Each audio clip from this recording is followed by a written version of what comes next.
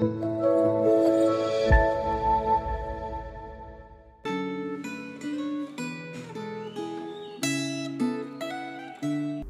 jemaat yang terkasih dalam Tuhan.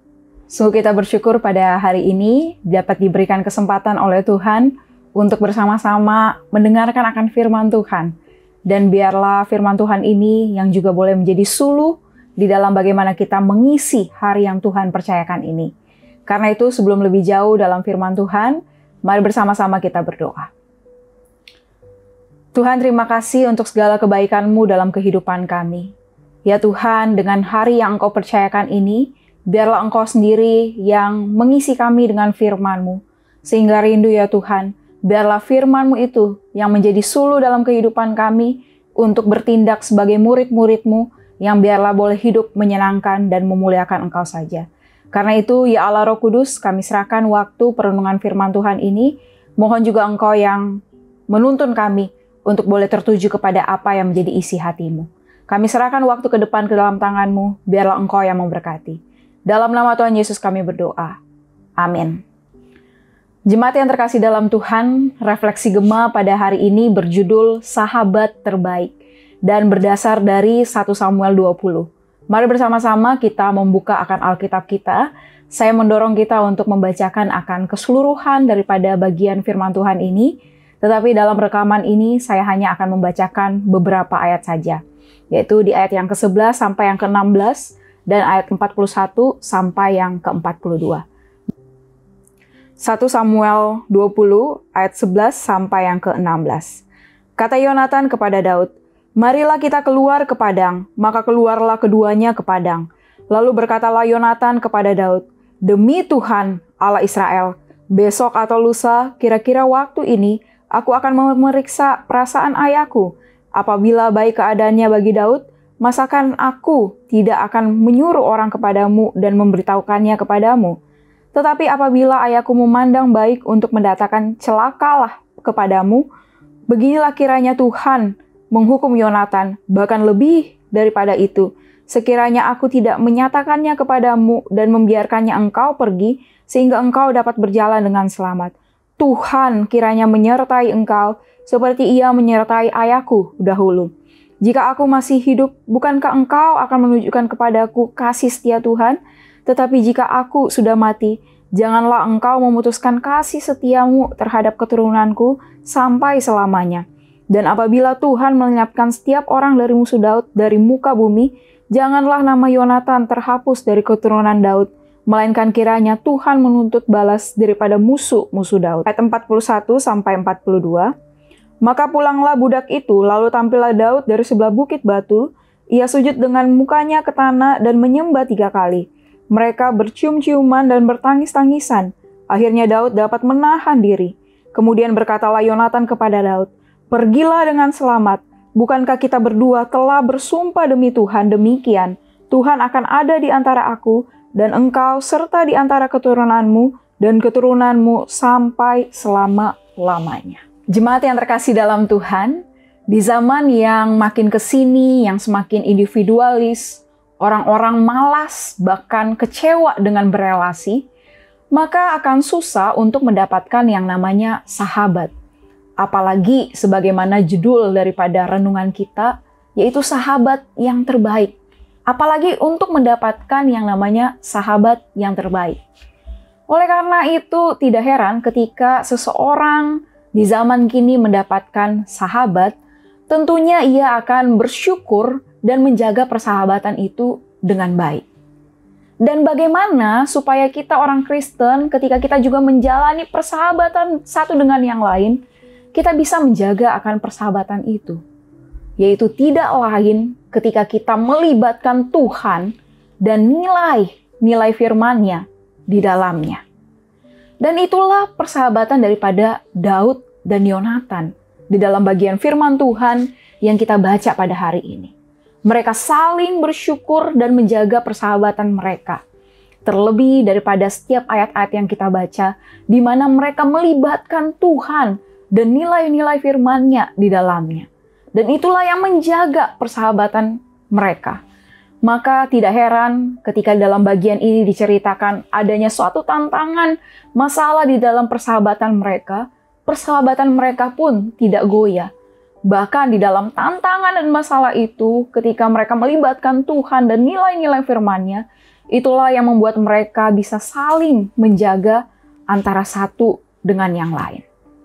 Dan tantangan dan masalah yang diceritakan di dalam bagian firman Tuhan pada hari ini, yaitu datang dari ayah Yonatan sendiri yang hendak membunuh Daud, sahabatnya. Awalnya, Yonatan tidak percaya akan hal ini. Bagaimana mungkin ayahnya hendak membunuh Daud, orang suruhannya, orang bawahannya. Tetapi di dalam keterbukaan Daud, dia berusaha untuk meyakinkan akan sahabatnya itu.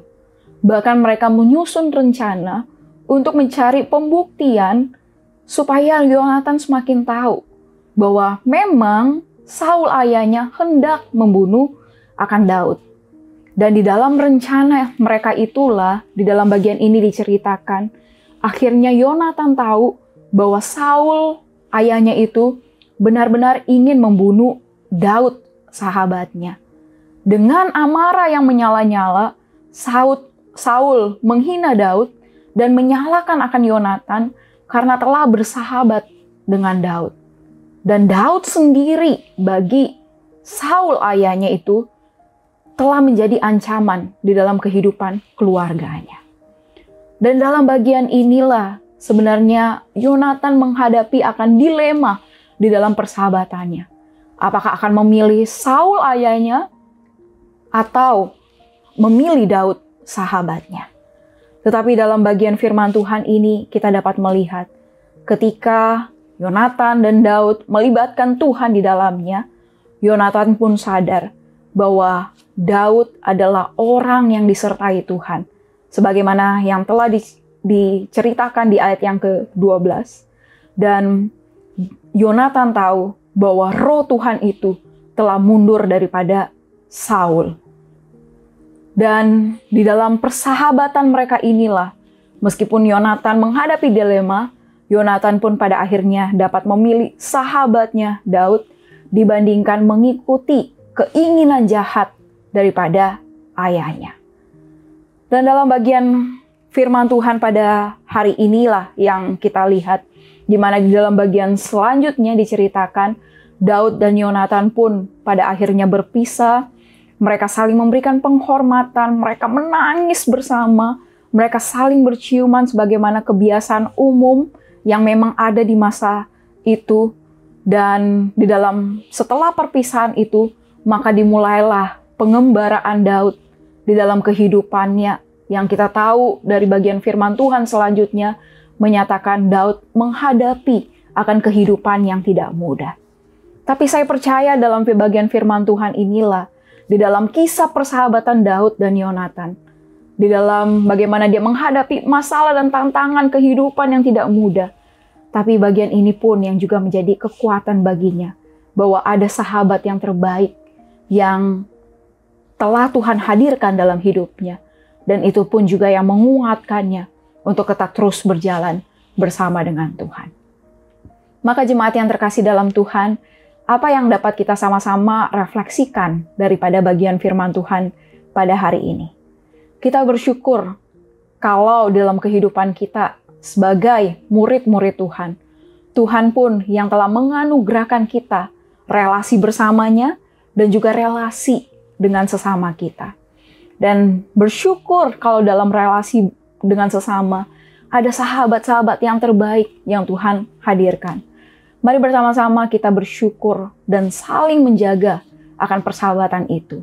Bahkan mari melibatkan Tuhan dan nilai-nilai firman-Nya di dalamnya, sehingga kita dapat bertumbuh bersama di dalam relasi kita dengan sesama. Bahkan di dalam relasi itulah, itu yang membuat kita semakin kuat di dalam Tuhan.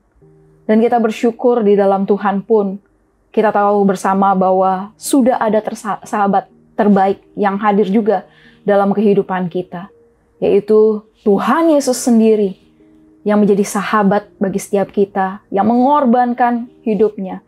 Bahkan dia menyebut kita adalah sahabat-sahabatnya. Biarlah di dalam perjalanan hidup kita yang tidak mudah, kita tahu bahwa kita tidak pernah sendirian. Ada sahabat-sahabat yang Tuhan hadirkan, dan mari menjaga akan sahabat kita itu dengan melibatkan Tuhan dan nilai-nilai firman-Nya.